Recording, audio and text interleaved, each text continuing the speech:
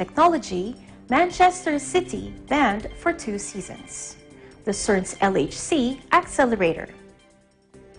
With thousands of fatalities and tens of thousands affected, the COVID-19 stirs the world. China, with more than 77,000 cases and at least 2,600 deaths due to COVID-19, has been seeing a decline in new cases in the recent days. However, there's a deep concern growing following the increase of infection in other countries, pushing the number of cases to no less than 2,700 and deaths to 40. We are here to find out, together with the authorities, what is the situation, and also including the measure that the health system is putting in place. What we are seeing is that they are doing what is right in this context. They've been observing the evolving of the situation, and they are putting in place the measures that are needed at this point. In Italy, for instance, some towns in the northern region are in lockdown after the number of cases has jumped to hundreds and several fatalities. France has announced 1 death, and Switzerland has its first confirmed case. We don't speak about a pandemic at this point, because a pandemic would mean that there is an easy transmission of this virus from person to person. What we are observing now, based on the evidence, is that this transmission is still localized and happening with close contact. However, we need to be prepared, and that's why WHO is working with each country in the world to be ready for the arrival of COVID-19 and to contain it as best as possible. To contain the spread of the virus, countries such as France and the UK, just like the European Parliament, have asked travelers from affected areas to stay at home for 14 days. Sweden and Denmark have assigned millions of dollars for the health crisis. The World Health Organization is clear, however. COVID-19 is not as lethal as other coronaviruses, with more than 80% of patients having mild symptoms and recovery rate. But the urgency to understand and act on it is great. First, all countries must prioritize protecting health workers. Second, we must engage communities to protect people who are most at risk of severe disease, particularly the elderly and people with underlying health conditions. And third, we must protect countries that are the most vulnerable by doing our utmost to contain epidemics in countries with the capacity to do it. Some of the symptoms of COVID-19 include fever, cough, chest pain, and shortness of breath. Severe cases develop into pneumonia and severe acute respiratory syndrome. There's still no vaccine nor medication against the virus. Patients are currently only being treated against its symptoms. And the most vulnerable are people aged over 80, as well as those with cardiovascular and chronic respiratory diseases, diabetes, and hypertension. Health officials highlight the importance of basic hygiene, like regular washing of hands and sneezing or coughing into one's sleeve or a tissue. For Eagle News International Switzerland Edition, I'm Christine Benedicto, 1 with 25. Hundreds of thousands are affected by the conflict in Syria. Ace Diomiko brings us the details. The ongoing conflict in Syria sparks fears of a humanitarian catastrophe as the number of displaced civilians continues to rise. An estimated 900,000 civilians, majority are women and children, have been forced to flee from their homes and shelters, leaving many to sleep anywhere they can find in the bitter cold. Tens and thousands of children, together with their families, are now living in refugee camps in tents, but also the open air, braving the winter rains, snowfall, and extremely cold weather. We are all aware of the unfolding crisis in northwest Syria and the terrible human toll on civilians. Nearly 900,000 people, the vast majority women and children, have fled in the latest fighting under the most tragic circumstances. Hundreds have been killed, many have been uprooted multiple times, and young children are freezing to death. Demand for healthcare interventions has augmented.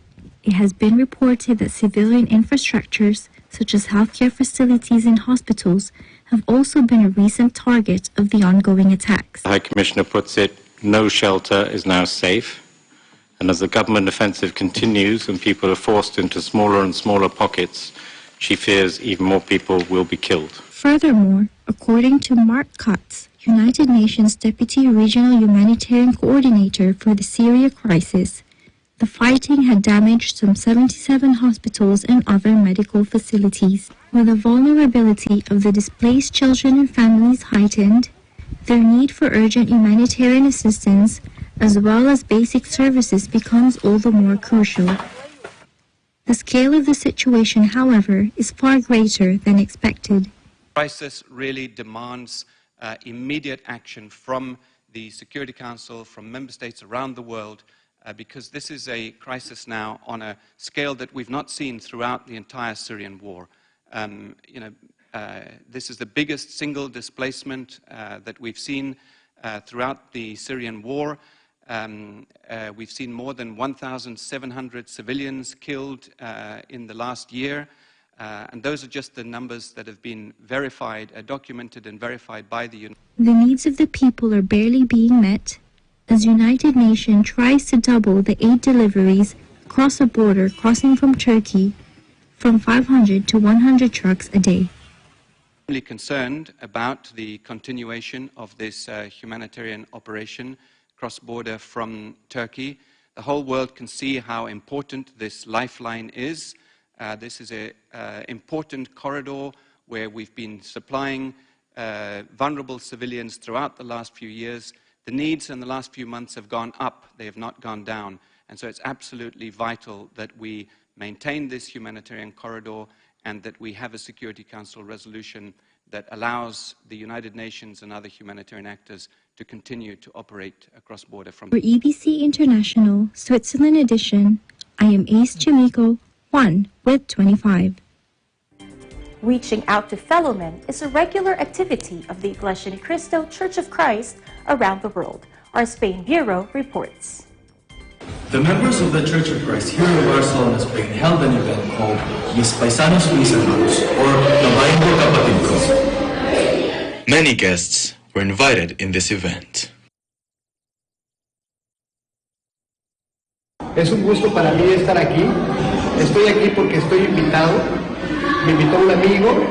Yo soy recién llegado a Barcelona y me gusta mucho estar aquí para conocer a Dios y a mis semejantes. The members of the Church of Christ here in Barcelona, Spain, actively participated in this worldwide event. My countrymen, my brethren, was held to reach out non-members of the Church of Christ, extend help to them. Most importantly, share to them the faith and invite them to attend Bible studies.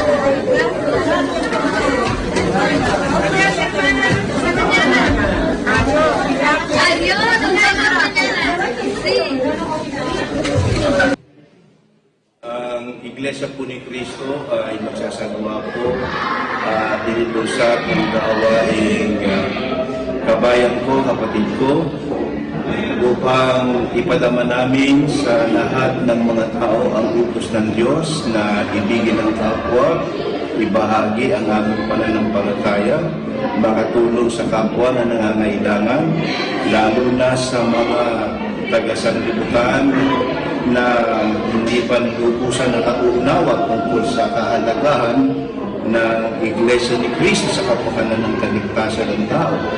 Kaya ang Iglesia ni Cristo naglunsad ng ganitong gawain at aktibidad ay para ipadama sa maraming mga tao ang pag-ibig ng Diyos sa kaliligtas ng marami. Matulungan din ang kapwa, hindi lamang sa ikabubuhay, maging sa pamumuhay, higit sa lahat sa kanilang kaligtasan pagdating ng araw ng pagbubuhay. A special program was held to entertain the guests and cater the talents of the performers in dancing and singing Christian songs. The event was successful because of the cooperation of the members of the Church of Christ and their willingness to help our countrymen and share the faith that will lead to salvation. From EBC Barcelona, I'm Marco Alipio, and I'm 1 with 25. Young members of the Iglesia Ni Cristo Church of Christ in Geneva, Switzerland, show their appreciation to their parents. Nowadays, one can wonder what it is that keeps families together. In the Iglesia Ni Cristo Church of Christ, this is how the youth show their love and respect to their parents. The young members in the church congregations of Geneva and Geneva North in Switzerland organized a Parents' Appreciation Day. During the program, there was a presentation of family photos followed by surprise videos where the children had a loving message for their parents and grandparents. As the children expressed their thanks to their parents, who tirelessly love, guide, and care for them, the room was very quickly filled with tears of joy, warmth, and gratitude.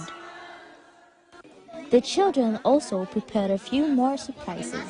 Des cadeaux, des fleurs, des chocolats pour les remercier et aussi pour les aimer. Pour les aimer. I'm thankful for my parents for being by my side and taking care of my life. L'activité m'a rendue vraiment heureuse parce que de passer des moments avec nos enfants et surtout avec les membres de l'Église du Christ, ça fait chaud au cœur et ça fait vraiment du bien d'avoir un petit moment tous ensemble. The smile and tears on the parents' faces turned into laughter